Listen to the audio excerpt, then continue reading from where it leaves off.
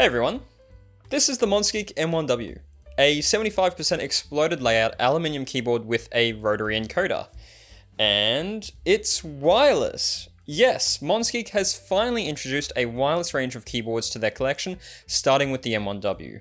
For the sake of transparency, Monsgeek sent this over for a review along with an affiliate link, however this video is not sponsored and all my thoughts are my own. So, similar to the other keyboards and pre-built keyboards I've reviewed before, I'm going to split this video into defined sections, starting with the unboxing experience, followed by a sound test. Underneath the cover, where I open up the keyboard, some modded sound tests, and finally my thoughts on this keyboard and whether I personally think it's worth the $139 price tag. However, without further ado, let's get into it. If you choose to purchase the Monsgeek M1W, you'll receive a large, and I mean large, black cardboard box. The sleeve alongside the design of the box itself invokes a premium feeling that I personally like in an unboxing experience. Like a sweet little serotonin hit, if you get what I mean. Included within the box is an instruction manual, a dust cover for the keyboard itself, and enough cushion foam to build your own keyboard. I wasted so much time doing this.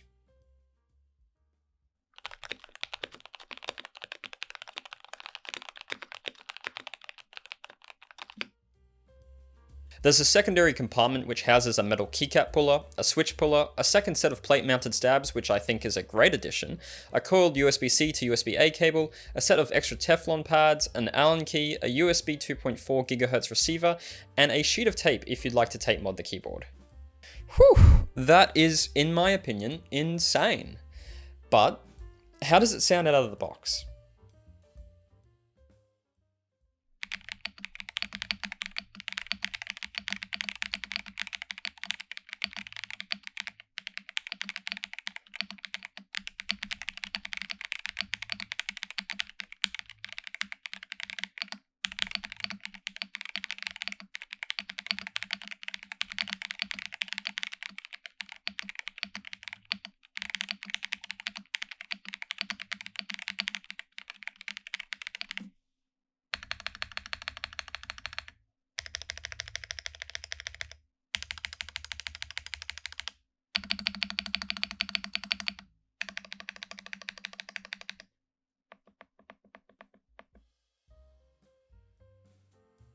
Okay, that was pretty good. It was a little too clacky for my taste, but I really appreciate the modifiers. I mean, seriously, those stabilizers are crisp.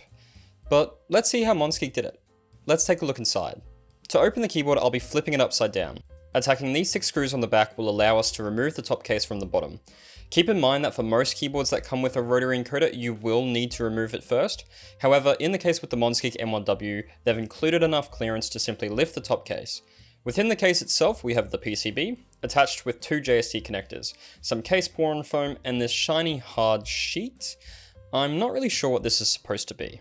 However, the inside of the case looks clean. The daughterboard is securely encased with a PC cover and the batteries are held down with a plastic sheath. They are not moving. I did notice that the side wedges of the Monsgeek are removable. I don't really know why this is the case. Maybe it was just easier to make the parts separately.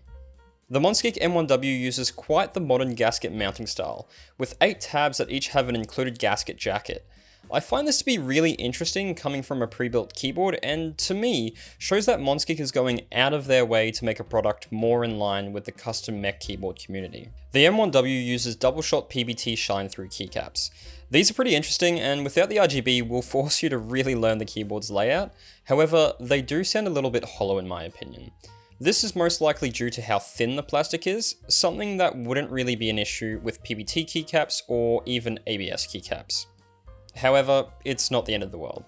Underneath the keycaps, the M1W comes fitted with Acco Piano V3 switches. These switches are a box-styled 5-pin linear with an operating force of 45 grams, a pre-travel of 1.9mm, and a total travel of 3.5mm. They consist of a POM stem, a polycarb top housing, and a PA bottom housing.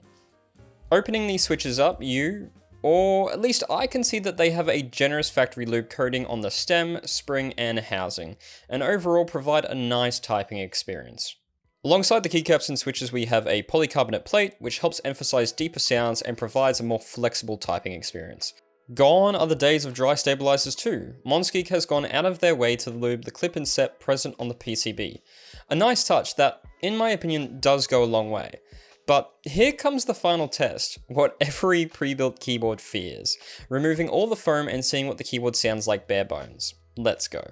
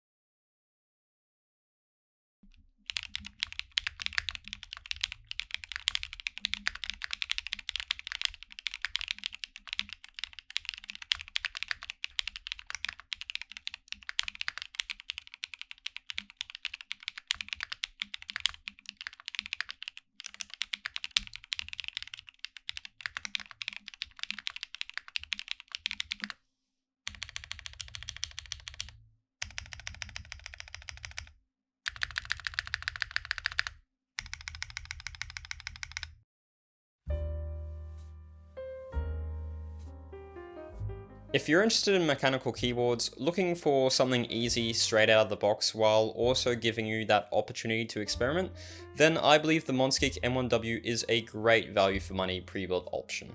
Before we even get to the keyboard, we have to start with the unboxing experience. The Monsgeek M1W comes with a mind-blowing amount of extras.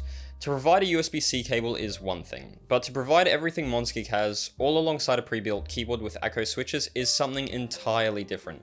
Monsgeek clearly expects you to mod this keyboard.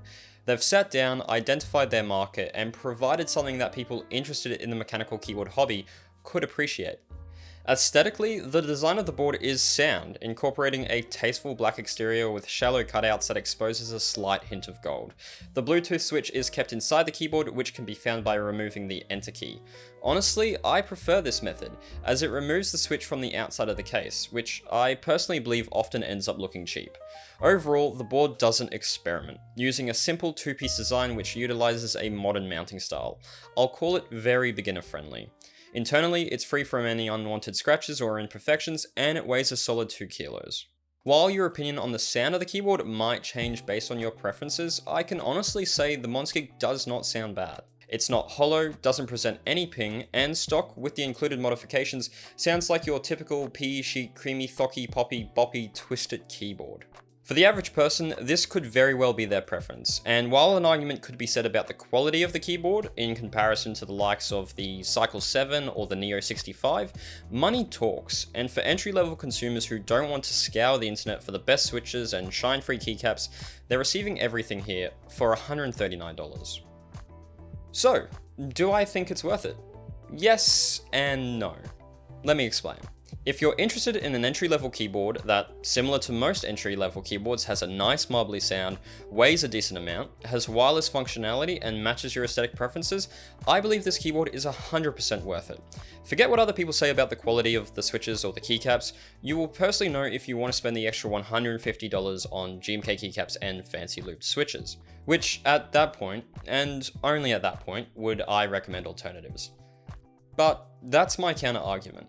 This keyboard is very one-dimensional. It does one thing and one thing very well. Similar to my past video on the Cedu V87, remove the included foams and this keyboard does come across flat and hollow. I'd recommend listening to various sound tests online which showcases both clicky and thocky keyboards to help identify your preferred sound profile. If you're looking for anything past a marbly sound, you will not receive it here, and in those circumstances, I don't believe the M1W is worth it for you. Thank you everyone for taking the time to watch this video, I really appreciate it. If you're interested in the Monsgeek M1W or anything else from Monsgeek, there is an affiliate link in the description below which would help me out. Otherwise, like this video if you did, dislike it if you didn't, and subscribe if you want to see more content like this. Have a great day.